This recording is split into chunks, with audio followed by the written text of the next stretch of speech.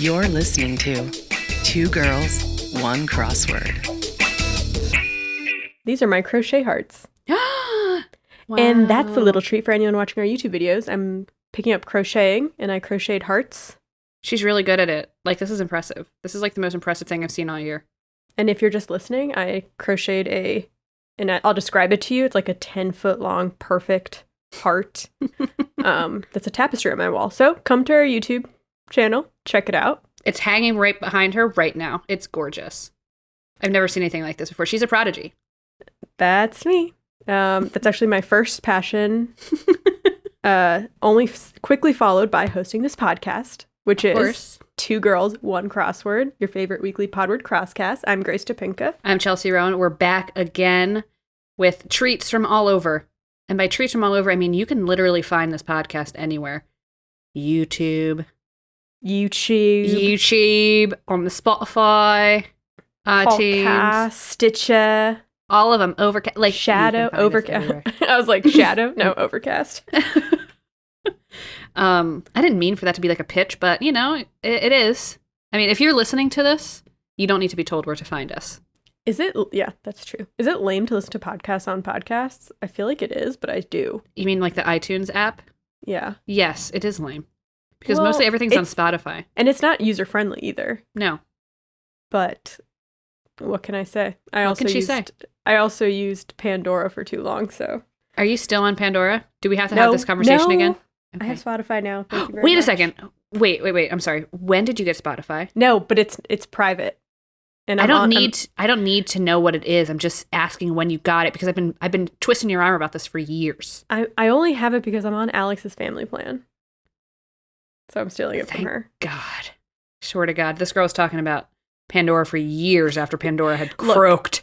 And I was like, you got to get out of there. No, this is my problem. I get fixated on certain songs and I will just play them over and over and over again.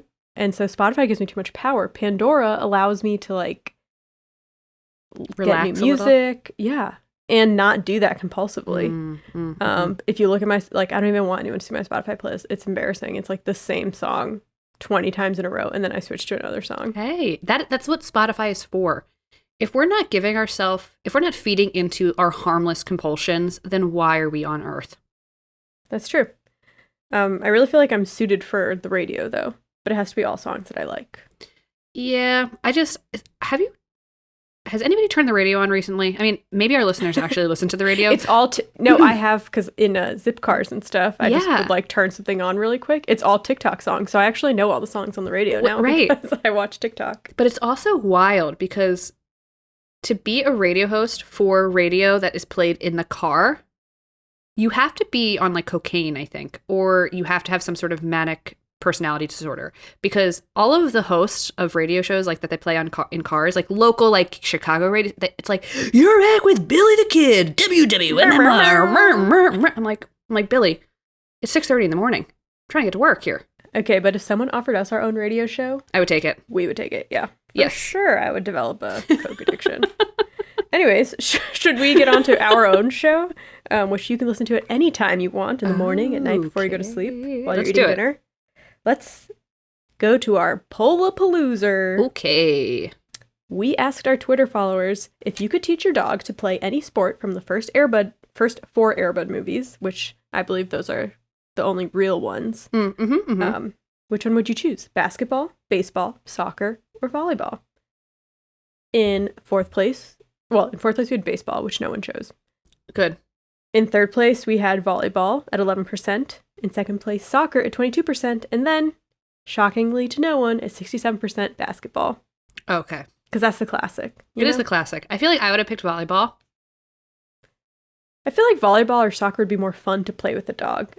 I need to watch the Air Bud baseball one because I'm trying to figure out how a dog plays baseball. Like, physics-wise. Is he just like a catcher? Well, I don't think he could like run after the ball and get it and then like run it to someone else, but I don't think he could catch a baseball. It's too fast. It would like break his teeth. Yeah, I don't know how he throws it. Does he bat? Like he could, but he maybe he's just the coach. We don't know. Maybe he walks on two legs in that movie. We'll put on the list. It's actually a movies to watch. furry movie. He's like a man in an Air Bud furry costume. Seventh inning itch. Fetch. Is that what it's called? I think so. It must be catching then. He must be in the outfield. Or yeah. But how does he throw it back? Okay. Well, that's the watch thing the is movie if and get people back to hit it, everyone. if they hit it, and he catches it in the air, it's too fast. There's no this way. isn't reality, Grace. I know. But they If you're worried about whether or not his teeth get break, why don't you worry about why a dog is playing baseball in the first place? I wonder if it's more CGI. The first one, like, if you listen to last week's episode, there's no CGI in the first one. Buddy did all his own tricks. Mm-hmm. So I don't know if the other ones use CGI. Buddy is not in the other ones. Mm-hmm. We'll watch and report back to everyone. We will let you know. Yeah, no, I would have picked volleyball, but I'm kind of into volleyball right now. Mm-hmm. That's fair. Great. Love the poll. Very good. Shall we move on? Yes.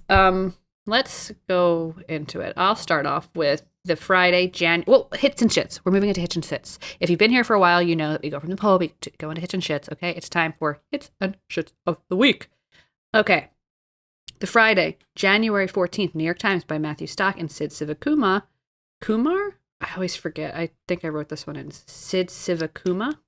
Sorry, Sid. I liked their opener. One across. One playing second fiddle, perhaps. And the answer was bandmate. Nice. Very cute. I used to be in a band. I was second chair clarinet. There was only two of us. So do with that what you will. Second and last chair. I You loved played the clarinet like Squidward? Yeah, unfortunately. I wanted to play the drums, but my mom wouldn't let me because it was for boys. So and then I ended up in playing clarinet. And then here's the funniest part of all. Then I somehow got bamboozled, recruited by, strong-armed into being in the jazz band. Uh-huh. And they already had a clarinet and an oboe player, so I had to play drums. This was after years of playing clarinet. I had literally no beat. And this guy, not a lot of kids at your school. Not a lot of kids in the jazz band. And this guy, he spent so many hours trying to teach me how to have a beat. And I was like, the time has come and gone. You can thank my mother for not letting me have this dream of being a drummer. I'm a clarinetist, baby. I'm a clarinetist, second chair, baby. Okay. Anyway, I also liked from that puzzle, 19 across, they can be friendly while patronizing. The answer was guests. Like guests.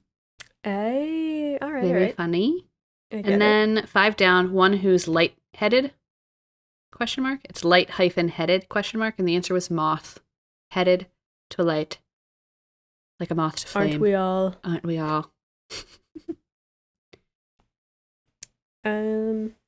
What else? What do you got? The Monday New York Times by Evan Mankin, January 17th. Mm. This had some where I learned new phrases or words. Okay. 27 across, word before trap or prize.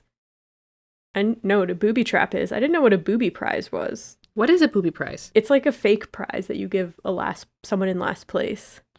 Oh. Like a joke prize type thing. Okay, so you don't know it either? Good. No, I feel like it's kind of offensive. Is that like something everybody agrees upon before? I would hate to lose a race and then everyone laughs at me as a booby prize was handed to me. I'd be like, I'm going home and quitting racing forever. Yeah, it's like I already lost. That was my humiliation. Yeah. Or I don't know if it's necessarily for everyone who gets last place, but it's like a joke prize. Okay. But I don't like jokes like that. No, it needs to be determined ahead of time that this is going to happen, because if I'm in a competition and I lose and someone surprises me with a fake booby prize, whatever the hell, it's adds to my humiliation of not winning. Mm-hmm. That's fair. Anyway, what else? And then 36 down, mortarboard tosser, spelled MORTAR board. And I didn't know what that was, and the answer was grad. I filled it in. I didn't know that's what you call a graduation cap. Oh. Okay. Yeah. I remember that, and I remember thinking to myself, I have no idea what the hell this means, and thinking I should look this up, and then I didn't. Now I know. Well, now you know. Now I know. Learned something new. Thanks. Thank you. Monday, New York Times. Who did that one? That was Evan Mankin. Thanks, Evan. Always appreciate it. There's one that I really liked from the Friday, January 14th New Yorker by Anna Sheckman, 21 Down, grading range. And the answer was A, B, C, D, F. Just funny. Yes, I remember that. And then another one-offer from the Saturday, January 15th New York Times by Sam Ersky, 4 Down, simoleons, and the answer was clams. And the reason I bring this up is because as soon as I saw simoleons, I was like, oh my God, are they talking about Sims money? Because in The Sims, money is called simoleons, or simoleons, or whatever you want to pronounce it as. And then the answer was clam. So I knew that they were talking about money, and I was like, is this like a Sims thing? Like, oh my God. And then, no, apparently I'm an idiot. And a simoleon is another word for just money that comes from like some older, whatever they used to call a dollar something else, like Simon's something or other, and it got shortened to simoleons. And then I was like, that must be why the Sims got it from. Or is that where the name Sims came from? Or does Sims stand for like simple humans? All good questions. But just to say, my brain was on Sims. And I just like seeing Sims representations in the crossword. Yeah, exactly. So, yeah. What else you got? I liked the Tuesday New York Times, January 18th by Kate Schutzengle. Schutzengle.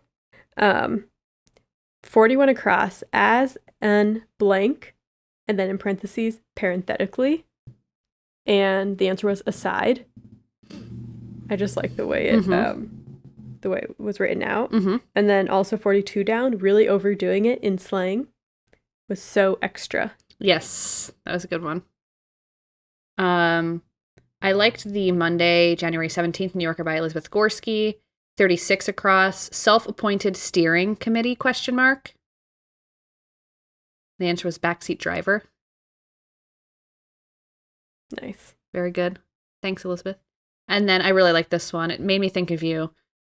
Not for any particular reason, but I feel like this is something we would say. 45 across, question posed after a comeback, question mark. The answer was, miss me. There's a lot of drama there in just 2 simple words. Yeah. Anytime anyone's mean to you, you're like, what, you miss me? What else? What else? What else, you ask? I'll tell you what else. Tell me what else. Did you do the Sunday Washington Post, January 16th by Evan Bernholz? Yes, this was something like Captain Attorney at Law? Attorney at Law. Okay, yes.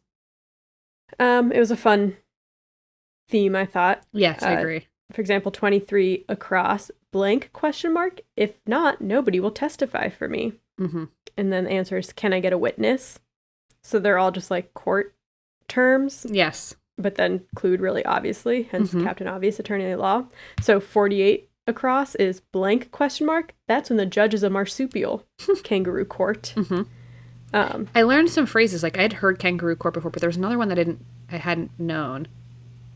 And maybe you'll say it. 66 across, blank, but they'll be back after lunch, is the jury is still out. Very good.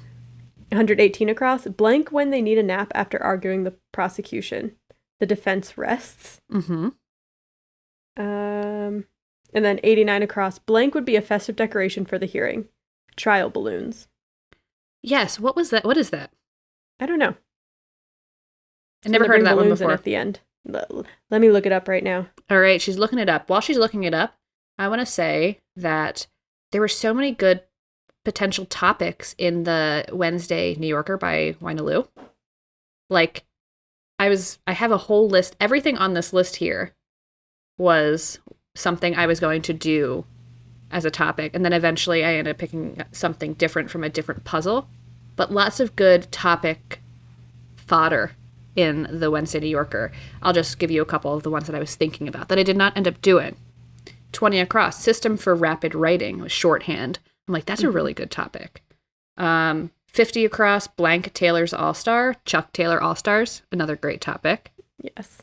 And then 52 down, Iditarod vehicle, sled. The Iditarod. I mean, who knows? Maybe Grace is doing one of these, but I'm just saying there's some good topics but in those this are all puzzle. good ones. I also liked teasing everyone. I am teasing, but I feel like some of this stuff could come up again. I liked 59 across from that puzzle. What often leads to an accidental subscription? And the answer is free trial. I can guarantee you that free trials work on me because I'm often subscribed after a free trial because I literally forget that I've done the free trial. That's what they want. I know, and they win. There's nothing I can do. It's like one of those things I have to just like let it go. I also liked 15 down. One writing out a formula in math class, perhaps. And the answer was dry erase marker, which I thought was funny. Smart. It's very smart. There was also an Eric Agard puzzle from Friday, the New Yorker. Did you do this one? Mm-mm. I don't think I did any New Yorkers this week. If we're recording on a Friday this week, and I try not to include the Friday crossword in my roundup if we're doing a Friday recording so that I can use it the next week. But I really wanted to call this one out. One of my favorite animes was called out in the New Yorker puzzle this week.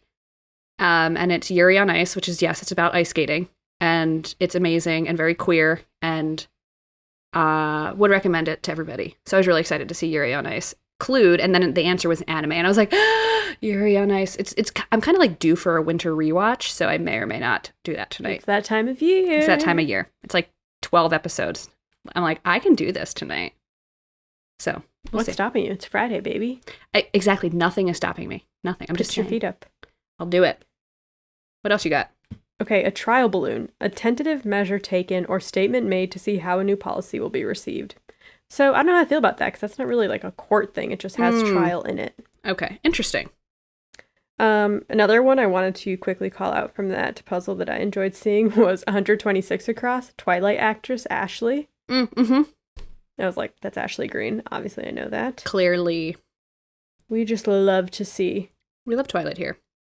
I also liked 16 down, involve in troublesome situation. Entangle. Nice. I feel like Entanglements had a revival with the Jada Pinkett Smith Red Table Talk. Yes. I like to think that's what Evan was referencing. And then 84 down, doesn't take sides, ... or anything else, ? And the answer was fasts. Oh, yes, that was so good.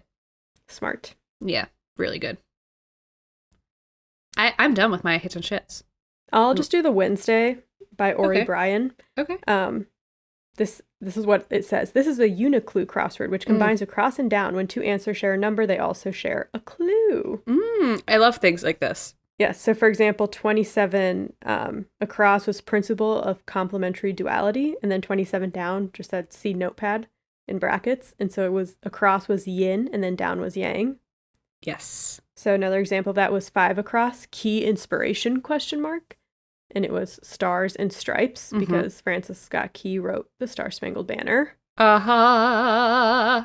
And then, so it was like that. It was fun. Yeah, it's cute. But also 12 down, constellation known as the whale.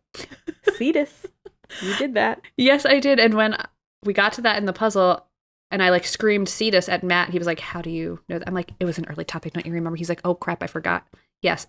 One of my earliest topics and one of the most random and probably one of my least favorite topics. But now we know Cetus, the whale, is a constellation.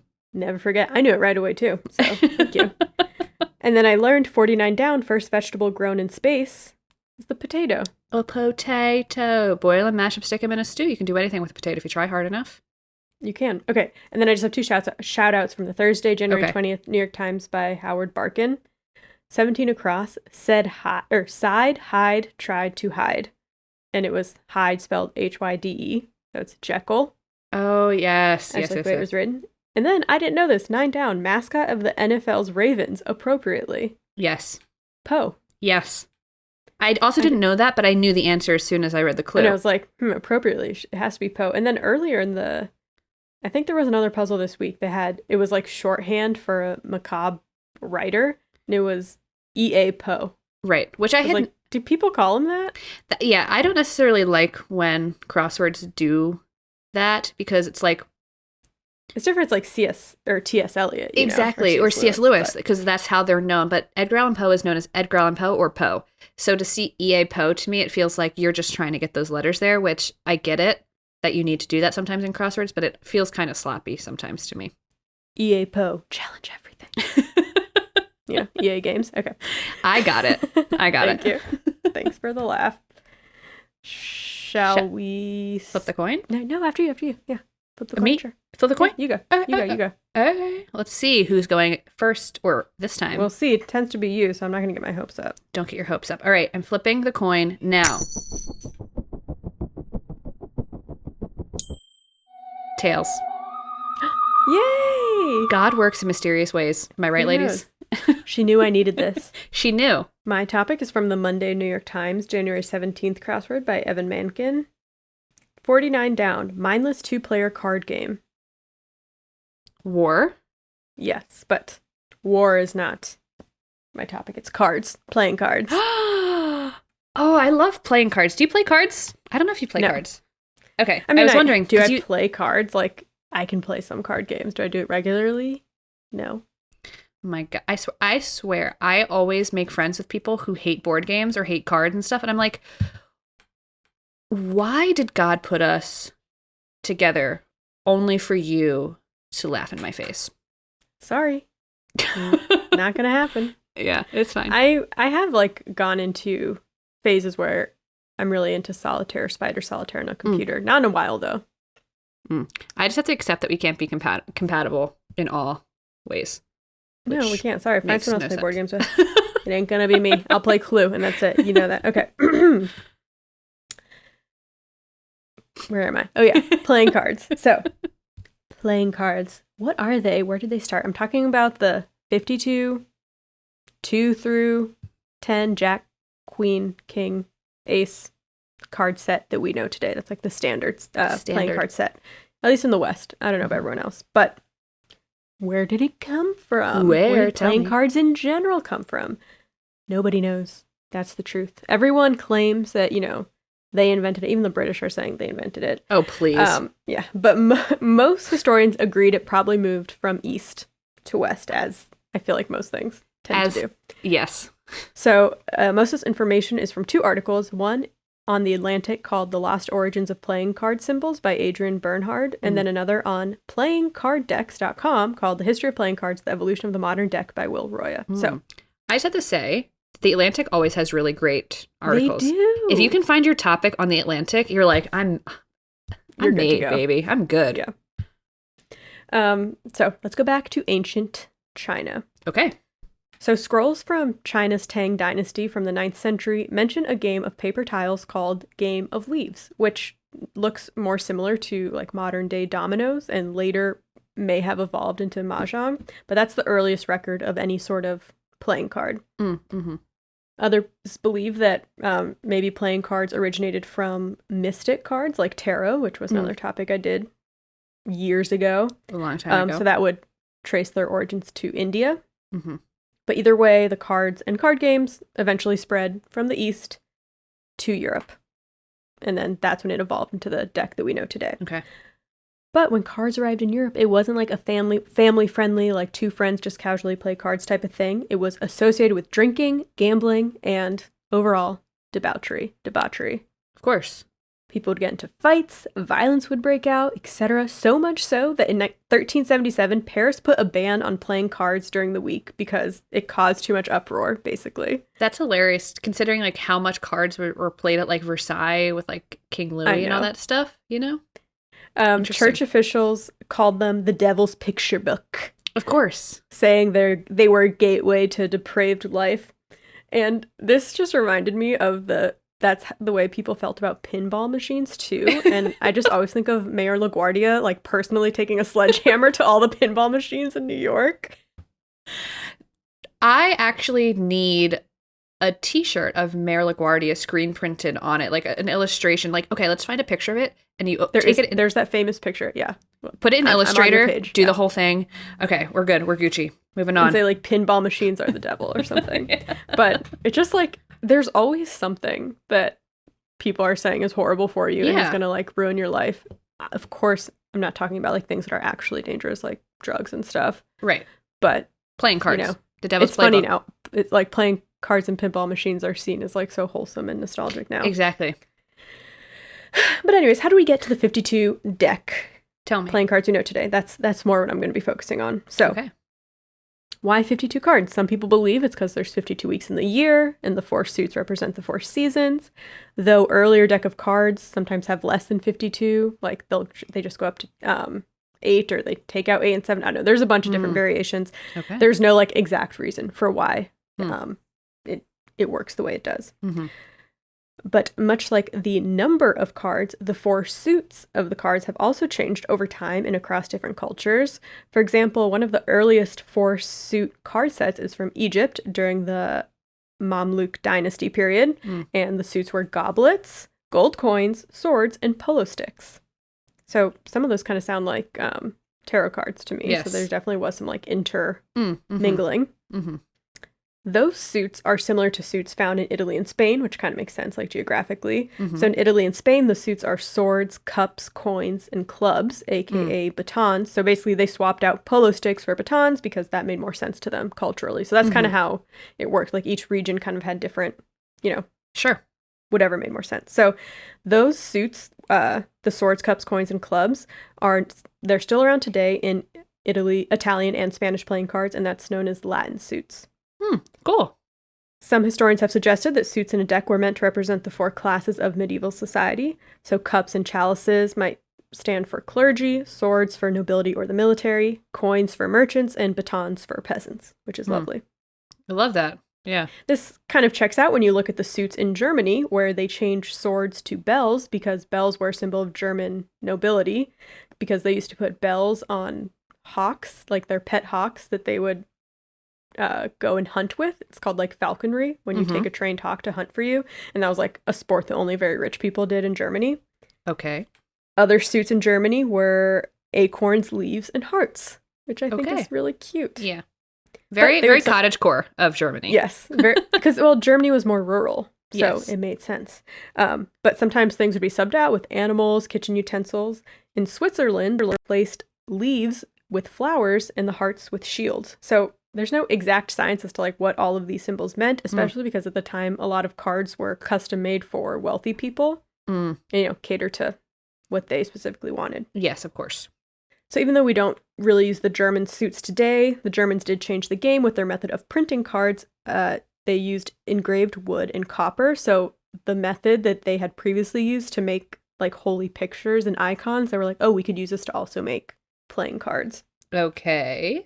So once that happened, then cards like spread much faster around Europe, and then they made their way to France, and that's France. France really like made the deck that we know today. Thank God for France. I mean, okay, in many ways, and also in many ways not, but I love cards, and I like a lot of card games that definitely originated in France, so bless. Well, the French were smart because they came up with the symbols, that the heart, spade, diamond, and club, and those symbols are really simple and easy to recreate and reprint, more so than right other stuff people were doing. I mean, like bells and shields and all that. Yeah. Mm-hmm. They also had the genius idea of splitting the deck into 2 colors, red and black, which we still do. Mm-hmm. And the cards that they made could be reproduced with stencils, which was quicker than the wood cutting and engraving that Germany was using. So then the French became the leading manufacturer of playing cards, and their cards spread all over Europe. Nice. They also started making the court cards fancier. So let's look back to some of the other places we talked about and what they did with their court cards. Okay. So the Spanish cards didn't have queens at all. They had a king, a knight, and then a knave, which is a royal servant. And knave is spelled Knave, and that'll come up later. Okay. Italy had a mounted king, and then a seated and crowned queen, and then a knave. Germans had no queens. They had a king, an upper man, and a lower man. But the French reintroduced the queen. They're like, no, we like the queens. She's coming in. And they started making the royalty after real people. So the most commonly accepted ones for kings were King David, Alexander the Great, Charlemagne, and Julius Caesar. Ah. Then for queens, they had the Greek goddess Pallas Athena, Judith, Jacob's wife Rachel, and then Argene. I know I'm butchering that French name. And then the knaves were La Hire, Charlemagne's knight Ogier, Hector, the hero of Troy, and King Arthur's knight Lancelot. Okay. France started heavily taxing playing cards, so manufacturers moved to Belgium, and then Belgium is closer to England, so a lot of the cards made their way into England. And it's England who came up with the names hearts, spades, diamonds, and clubs. Nice. Because obviously French They have to French have names for it. Yeah, they have to have some involvement, I guess. The English did do a lot. They made some changes. So, kind of a weird tidbit, they use spades and clubs from the Italian deck instead of the French term direct translations, which would have been pikes and clovers. Although I feel like that's cuter. And I think I've heard clovers used for I've clubs. heard clovers as well, because clubs is probably the hardest one for me to remember, because, you know, a heart and a diamond are a heart and a diamond. Okay. Yeah. And a spade looks like a spade. Like a shovel. A spade. Right? But then a club, I'm like, what the fuck is a club in relation to this 3-leaf clover that I see here? You know what I mean? So my fucking brain has a hard time being like club, because then I'm like, no, the other black suit is spade because it looks like a shovel, and this one is a club. So no, well, I think clover's better. Clover because that's correct, but it's like shows how much it all kind of mixed together because clubs were from the Italian deck. Interesting. They just like used that name. So that shows Italian cards were also in circulation. Then the French came, everything got all mixed up. But the English are responsible for the fancy Ace of Spades cards. So, you know, like the Ace of Spades is usually as like a really big spade, and it'll have like the manufacturer name. Yep. Before we get into why, let's talk about aces. So ace comes from the French word as, A-S, meaning a unit, and it originally meant the side of a die with one pip. Oh. And pips are also what you call the suits, by the way, like the hearts and spades. Cute. And so it's like one pip on a die. It later became the name for the card with one pip. So ace, you know, it's either 1 or the highest. 12, or sometimes it's the highest. Some people believe that ace going from being the lowest value to the highest value was popularized during the French Revolution, since they hated like all of the monarchy. Yes, but that I don't know if can't that's be proven, true. Because there were other games that existed before then where ace was high. But apparently they're saying like more games came around, and like a lot of French games have ace being higher. But back to the English and the Ace of Spades. So the English government passed an act that cards could not leave the factory until they had proof that the required tax had been paid. So to do this, they would hand stamp the Ace of Spades because it was the top card in the deck. Oh. But then in 1828, to prevent tax evasion, they decided that all Ace of Spades had to be purchased from the commissioners for stamp duties, and it had to be specially printed along with the manufacturer's name and the amount of duty paid. So as a result, the Ace of Spades tended to have elaborate designs along with the manufacturer's name. Interesting. And then in 1862, manufacturers were once again able to print their own Ace of Spades, but the tradition of making it like the fanciest card in the deck has lived on. Okay. Also in the 1860s, mirrored or double-ended court cards became the norm. So before it would be like, you know, a super ornate drawing of like a king standing up, but then someone figured out like, oh, if we make it double-sided or mirrored so that you can see what it looked like from any direction, that would make things easier. And yes, it did. And then that became the norm. Interesting. I never thought about that. You just kind of take it for granted that the deck is designed perfectly now. Yeah. Went through years of trouble. 1860s. Yeah. The knave also eventually became jack because some cards had like K written for king and then KN written for knave, but it was like too confusing, like too close, quickly. Sure. So then it became jack. So that's where it came from. Okay. The early 19th century also saw patterns being printed on the back of cards because originally they were just plain, but that meant that they got marked up easily, and it made it hard to gamble with. You know, if you could tell what card was what, you're like, oh, I know that their 2 has like a, you know, scratch on the outside. So then they made all these designs to make it harder. And guess what? The U.S. also made some contributions to the cards. Go what do we got? We never get in early enough for this stuff. No, we don't. Lewis Cohen, he started the New York Consolidated Card Company in 1871, and he was responsible for introducing and popularizing putting numbers and suits in the corners of the card. So some other companies had done this, but Cohen was the one who patented it. And this makes it easier, like when you're holding cards like fanned out, you can just look at the corner and see. Imagine not having that. I'd have to like hold them like what do you do? People are like, this is a great idea. I do know that, I don't know what time period, but they ladies would often play cards with like a card fan Mm-hmm. or like a little, it's like a cigarette holder, you can just put your cards in it, so you don't have to hold your cards. You can put it in like your card fan. I don't know if that's the right terminology for it, but it's like a gold like rack that you just hold a little pull. And I'm like, am I extra enough to buy that? Yes. I'd play cards with that. Take that to the casino. Oh, Grace, should we buy card fans and go to the casino? And Nope, you're not allowed to use them there, I don't think. Fine. We as in the US, are also responsible for adding the Joker. So I was wondering. Jokers originated during the Civil War, and it was used as a trump card in the game Euchre. Mm-hmm. Like the Ace of Spades, manufacturers use the Joker card to show off their unique designs. Jokers even spread to decks in Europe, so don't say that we never gave you anything. And then in my research, I found that Bicycle created a collectible deck of all Jokers with archived designs throughout the years. Isn't that cool? I want that so bad. I know, I want it, but it's collectible. So, and it came out in like 2014. I couldn't find it anywhere. If anyone has a hookup, please let me know. Let a girl know. How about this? You want to hear a funny story about Bicycle? Tell me. So, my family's a huge card playing family, like huge. Every time we go home, we play cards. We could play for hours.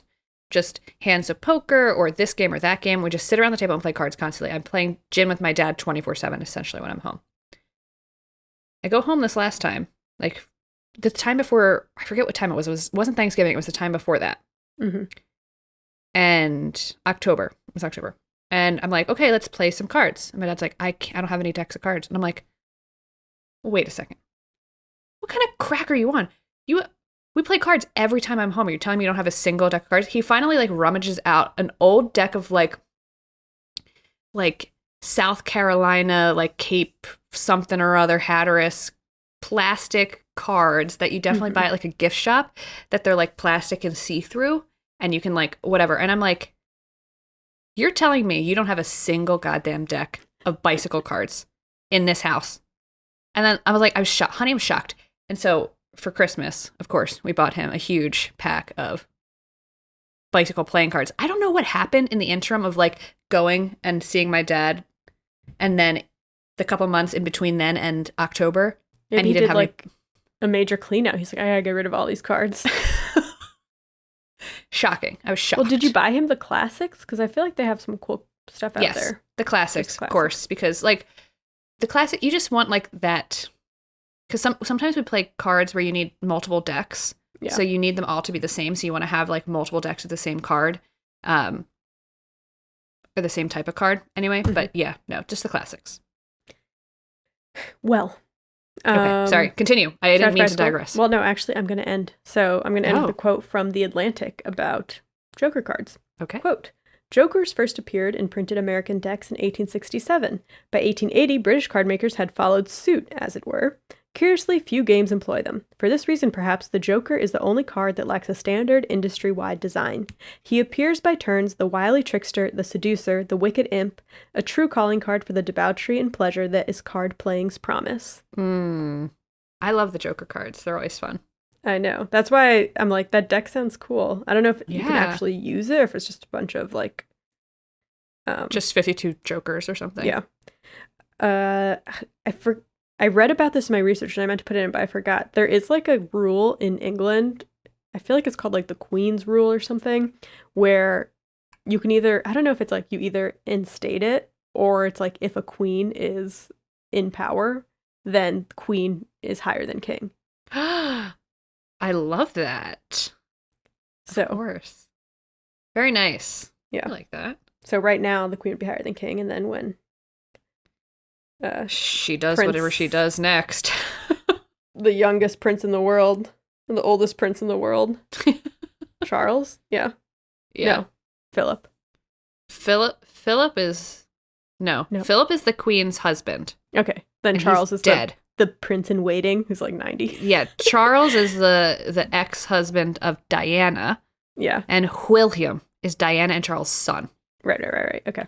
Sorry to any too many listeners that I messed up. But anyways, let me know. Hey, if you live in the UK and you play by those rules, is that true? Do people actually do that? Is queen higher than king, or is that just something that the internet lied to me about? let me know. Ooh, okay. Yes, please do. And also tell us your favorite card games like that you like to play.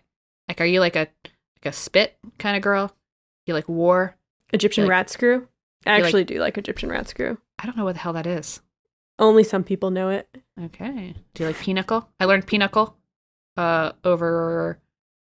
So, okay, my dad got rid of all the bicycle cards in his house except his like 40-year-old Pinochle deck that he learned Pinochle on with his father. And so he taught us Pinochle. And Pinocle's a lot of fun, but my father is absolutely horrible at teaching rules. Mm-hmm. And so he just starts talking seemingly gibberish at the three of us he was teaching Pinochle to.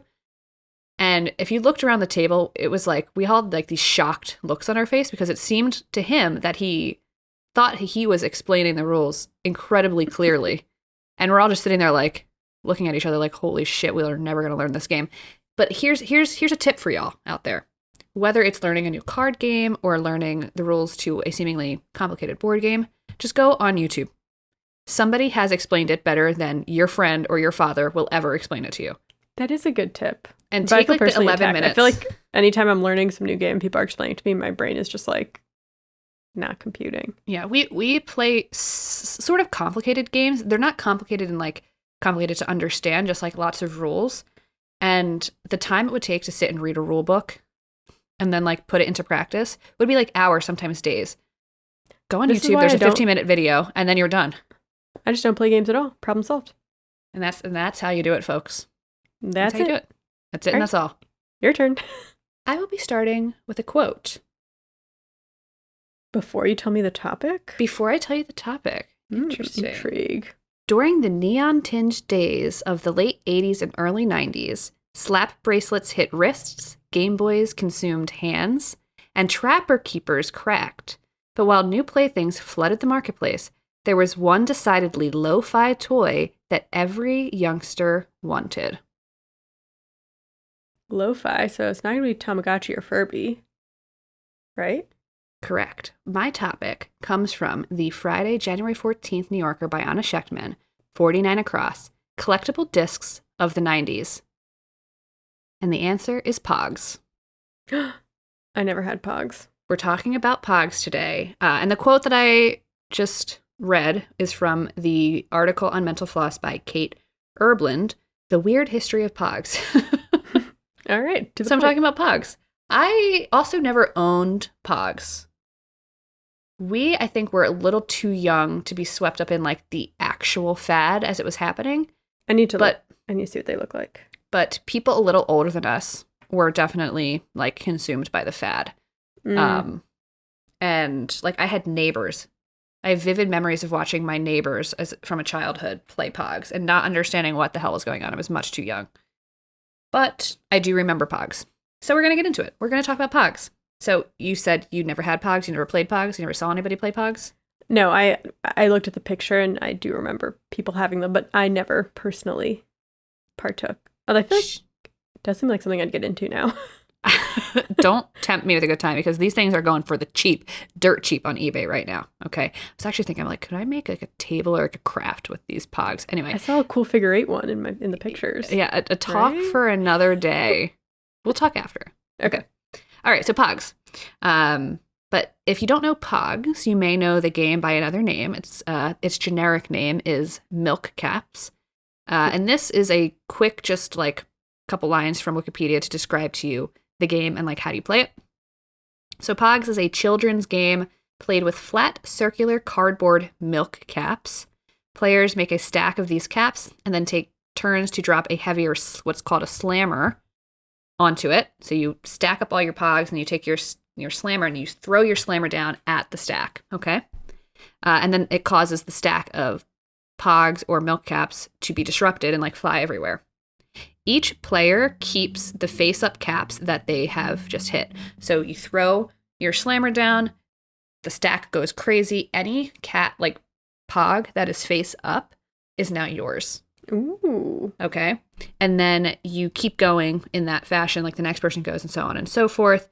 And then once all the milk caps or Pogs are claimed, then the game is over.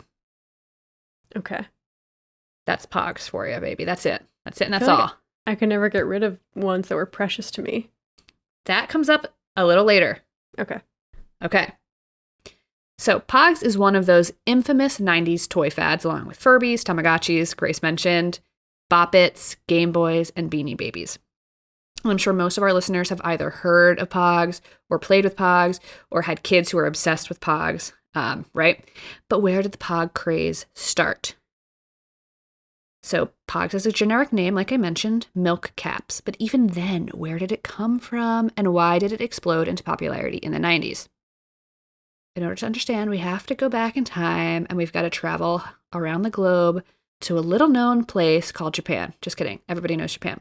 Mm-hmm. Specifically Japan in the Edo period between 1603 and 1867. There is a classic Japanese game. It's called Menko, and it was popular in Japan during the Edo period. And similar to Pogs and milk caps, the game is centered on the idea of players trying to flip the cards or pieces of their opponents. So in some instances, the pieces that you play with are like playing cards almost. In other instances, they're little pieces similar to shape and size as a milk cap. So it could be either or.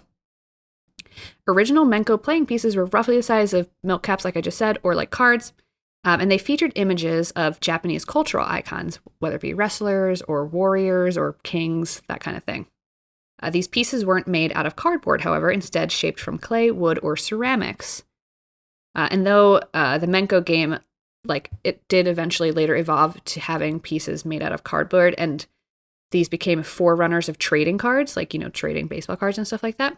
And today you can buy Menko playing pieces that have anime figures on it or J-pop stars or whatever, which is kind of fun. Menko might also be called baton or pachin.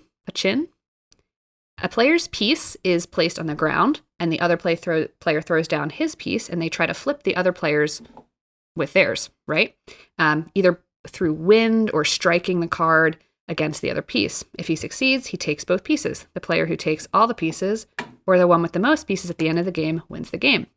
And if anybody who is listening has seen the recent Netflix show Squid Game, there's a similar game that's really important at the very beginning of the show. That's very similar to Menko and also milk caps and Pogs.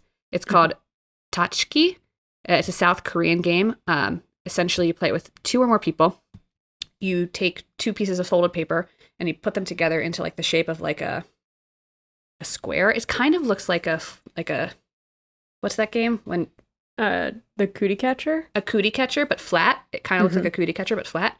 And they're thicker and they're a little bit bigger. And you place one on the ground and you have to throw with all your might the other one to flip the one on the ground. Okay. So all's that to say? I think just all that to say. No plural all that needed. to say? Okay. Okay, no plural, fine. This game there's lots of versions of this game all over the world. Mm-hmm. So why do people think Menko is the reason we have Pogs? I'll tell you. In the early 20th century, that's the 1900s, folks, Japanese immigrants brought the game Menko with them when they settled in Hawaii. So children on the island started using milk bottle caps as Menko playing pieces, and the game began evolving.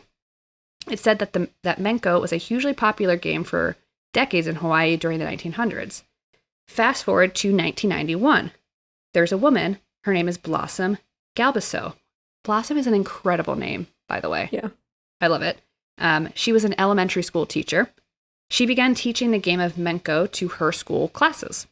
She liked the game because she believed it helped teach math skills and provided her students a fun game that didn't require potentially dangerous physical activity. She was not a fan of dodgeball, for instance. Mm-hmm. Okay. Yeah, I agree. So Galbaso actually learned the game from her grandparents, who learned the game and played it while working on plantations in Hawaii. So it's kind of this generational thing that has been passed down through generations. Anyway, so Galbaso and her students loved the game, so much so that they began collecting milk bottle caps for their game. And their favorite milk bottle caps came from a company named Haleakala Dairy, which was based on the island of Maui. The game's popularity among children on the islands began skyrocketing. Everyone loved it, and they loved the bottle caps from Haleakala Dairy. As the game spread, Haleakala Dairy became inundated with requests for extra bottle caps. Not the bottles, not the dairy, just the caps. Because their caps were round and flat and made out of like a thicker cardboard, which is like the perfect Pog piece, okay, or milk cap piece. And at the same time that milk caps as a game was exploding on the islands of Hawaii, Halakala Dairy began distributing a fruit drink called Pog, which stands for the fruit inside of the drink, passion fruit, orange juice, and guava. And the Pog caps were the best, and thus a name for the game was born. Okay. Kind of cool, right? Yeah.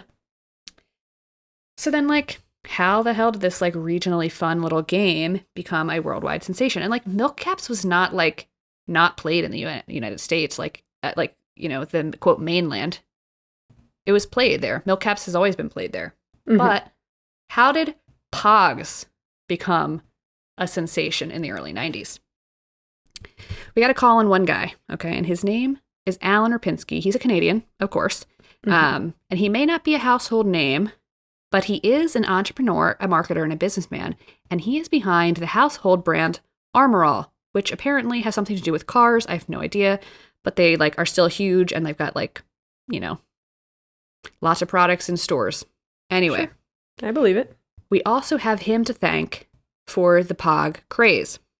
I'm not sure exactly how Alan Rapinski heard about the Pog craze happening in Hawaii, but Halakala Dairy was actually a Canadian packing company, like, based in Canada, but they, like, also had, like, plants in Hawaii.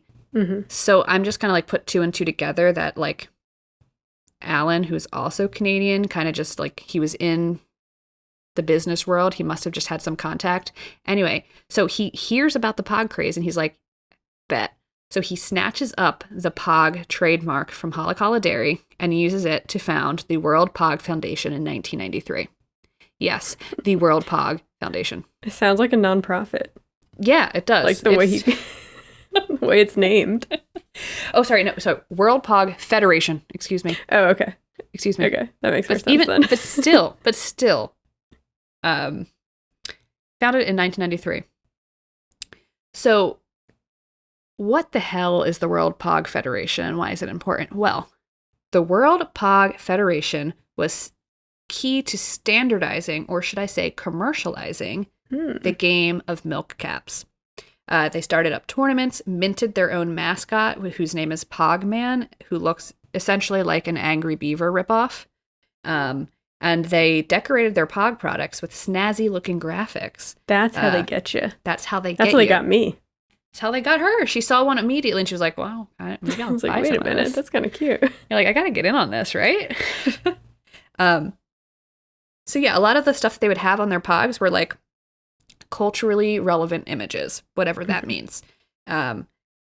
Essentially things to make them more irresistible to their consumer base, which was children.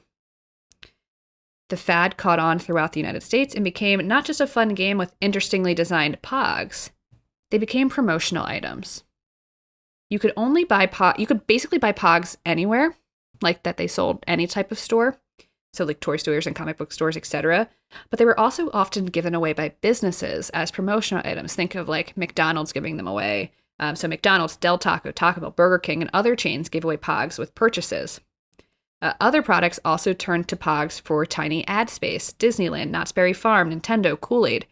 Everyone, and I mean every business, had Pogs, and anyone could advertise them on them as long as they paid the licensing fee to the World Pog Federation. Okay. Okay, sounds suspicious. So Alan Rapinski was, like I said, key in setting up this whole thing and, like, you know, making Pogs a craze in the United States. But also he was, like, selling licensing to literally everybody. I saw Blockbuster Pogs, and they're just these ugly, like, white Pogs that say Blockbuster Home Video on it. It's, like, not cute at all. And then you've got, like, NBA teams with Pogs or Star Wars Pogs, and, like, you've got holographic Pogs and all this stuff. But it's like... Is there a McDonald's Pog? Yes. Oh, man. There's tons. But, like, some of them are just, like... They're just paying to use Pogs to, like, put their images on Pogs, but it's not actually, like... The intention behind the designs aren't often always there. And remember, this is a kid's game. Yeah. So you have things like that you shouldn't be advertising to kids on like a Pog. Do you know what I mean? Mm-hmm. It's like weird. Anyway, let's see. Oh, okay. Pogs also introduced what are called slammers. I mentioned them earlier. They're like a heavier version of a Pog. Essentially, they're used to throw at Pog stacks. Before slammers were invented, you would just throw another Pog down. Mm-hmm. But kids decided like we actually need something heavier, and then like on the flip side, the heavier your slammer was, the closer to cheater you were called. Like if you had like a really heavy slammer, you were considered a cheater because you were just stealing everybody's like special Pogs or whatever, which I thought was funny. They're often made out of metal, rubber, or plastic, in contrast to the cardboard Pogs. According to Burl Burlingame, what a name, who is the co-author of Coverama, The Collector's Guide to Antique Hawaiian Milk Covers, Pogs, quote, were very cheap to manufacture, easy to understand, discreet, easily spreadable, and rooted in a shared collective memory. In that way, they were like a meme. Okay. Peak Pog time was roughly between 1994 and 1995, which is probably why you and I were not in the Pog craze. Mm-hmm. You know, 95 is when I probably started seeing Pogs, or even like understanding what I was seeing when I saw Pogs.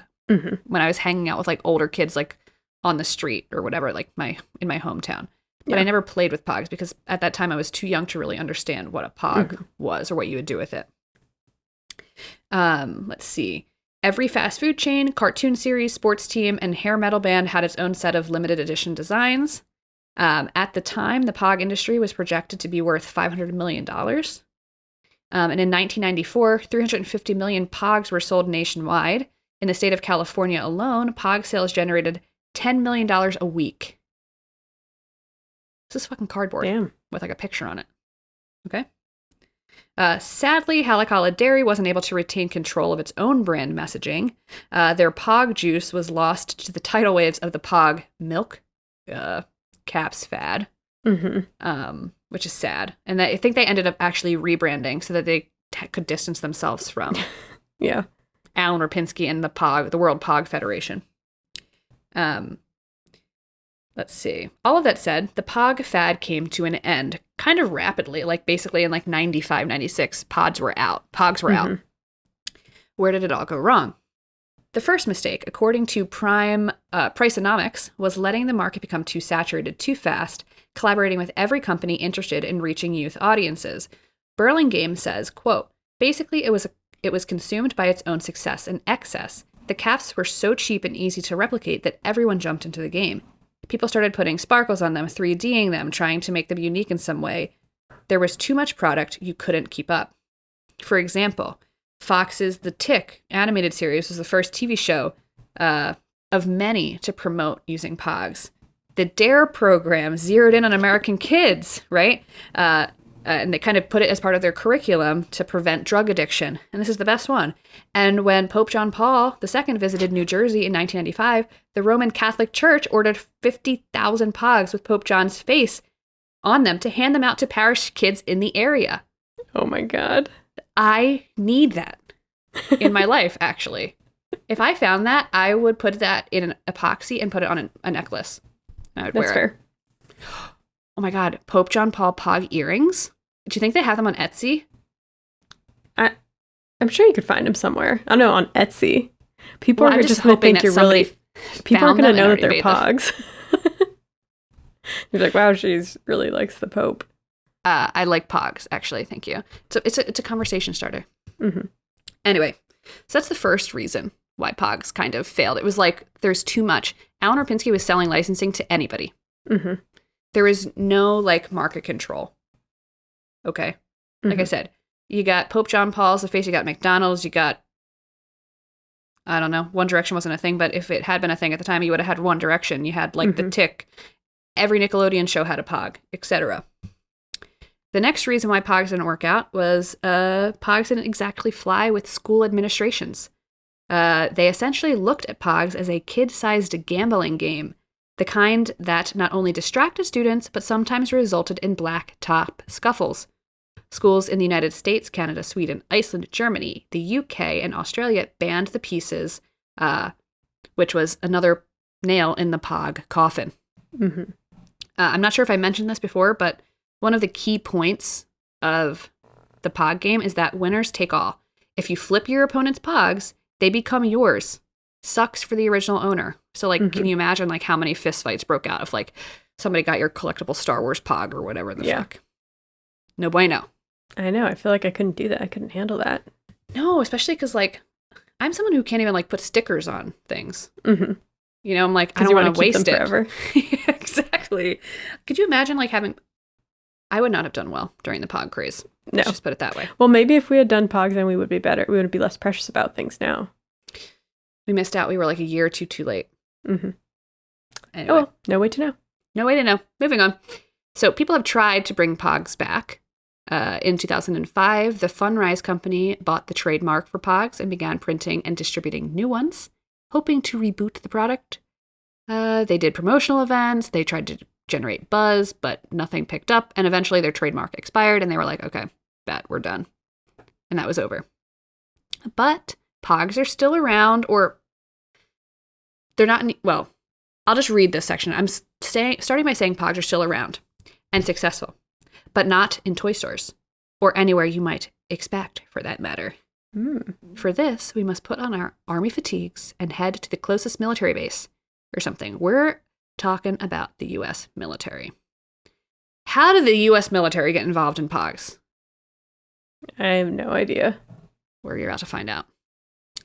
For this section, I looked into the admittedly complicated history of GIs using American money while stationed overseas. Mm-hmm. I can't really get into it, but believe me when I say that it's complicated. The process to get American money to U.S. enlisted soldiers overseas so that they're able to spend it apparently has been very complicated for the United States military for a very long time. And there have been many attempts at solutions since World War I until now. And I'm reading this article, I'm like, why is it actually this complicated? Just give them the damn money. Whatever. This is why I'm not in finance. You're like, just print money there. Just print money there. Like, just give them Kohl's cash. Whatever. So it's complicated. But we're not going to talk about the history. We're going to talk about 2001. During, quote, Operation Enduring Freedom in Afghanistan. Okay? Mm-hmm. So commanders and base leaders realized they had a problem. They got all these soldiers overseas, and the soldiers can't spend their damn money. Okay? So transactions at AAFES, which is essentially a military department store that you can find on bases, American bases worldwide, requires coins. And coins are heavy. It's like not economical for the U.S. government to spend a shit ton of money sending tons and tons of U.S. coins overseas because it's heavy. And so the AAFES started issuing Pog cardboard discs in 5, 10, and 25 cent denominations that they would then accept as currency. And it worked. $100 in quarters weighs 5.6 pounds, whereas the same amount of Pog bucks, is what they call it, weighs less than a pound. This drastically reduced shipping cost, and soldiers collected them and still use them even now. AAFES Pogs, officially called Pog bucks or Pog gift certificates, were released in 5, 10, and 25 cent denominations. Each only came in one style, so it's not like... Yeah, I was going to say, do they have, like, Tasmanian devil on them and stuff? Right. I was like, are they repurposing old Pogs for this? No, they're not, unfortunately. It's not a mass recycling effort by the U.S. military, sadly. They're reprinting on, cardboard. Mm-hmm. So they don't have, like, individual styles, but people still collect them, and you can, like, find Pog gift certificate or Pog buck collectors items on eBay if you're looking in that 5, 10, and 25 cent denomination. So soldiers use these Pog bucks to buy anything sold in the 181 AAFES department stores across 30 countries and all 50 U.S. states. In addition, the AAFES has partnered with over 1,000 retail and food chains and Pogs are actually, you're actually able to use these at these chains. For instance, Taco Bell, Cinnabon, Burger King, and Popeyes to buy food. Wait, like only overseas or in the U.S. too? In the U.S. as well. Hmm. And the soldiers pay no sales tax when using Pog bucks. So if I get my hands on Pog bucks, they don't know. So, okay. Here's the thing. I read an article and I wrote that whole section, and then I like dug further into Pog bucks. Sadly, the Pog military money has been phased out as of 2021. Ugh, of course we can't have anything. Okay. And that coincides with the withdrawal from Afghanistan. That's good then. Yes, exactly. Okay, it's all been worth it. And like I said, you can collect the military Pog money if you want, or regular Pogs if that's your thing too. Just head over to our good old friend, ebay.com. And that's Pogs. I thought you were going to say like the new Pogs are NFTs. Because I really feel like that's all NFTs are. Yeah, you're right. There we go. Cool. Well, we're actually going to be releasing an NFT. Yeah, I wish. Well, we should release an NFT of LaGuardia sledgehammering a pinball machine. Someone would buy that. Here's the thing. Someone would buy that. But maybe I don't like understand. my dad. Can we? Like, that's obviously not our photo. I don't know how NFTs work at all. I mean, vaguely. I bet you anything that photo of LaGuardia is in the public domain. All right, well, we're going to look into that. We're also going to look into making LaGuardia shirts. Yes. Potentially we'll start collecting Pogs, and I'm going to get that Joker deck from Cycle. So this is what capitalism does for you people. Yes, buy into makes it, you wanna literally. buy everything. Literally buy into it. That's what they want. Well, that's it and that's all. We got a lot of That's it, games that's all. happening this week. We're a fun kind of group. We like we playing did. around. We're fun. Funky fresh. That's us. Trying new things all the time. Always. Not only are we trying new things, but we're keeping curious, as always. We are, and you should too. And You really if should. you want to keep curious with us, you can follow us on Twitter at The Good Eve Girls Or Instagram at the Good Evening Girls. or TikTok at The Good Eve Girls. Come on down. The water's just fine. Yes. And until we see you next week. That's it. Just until we see you next week. Yeah. All right. Bye, everyone. That's it. Bye.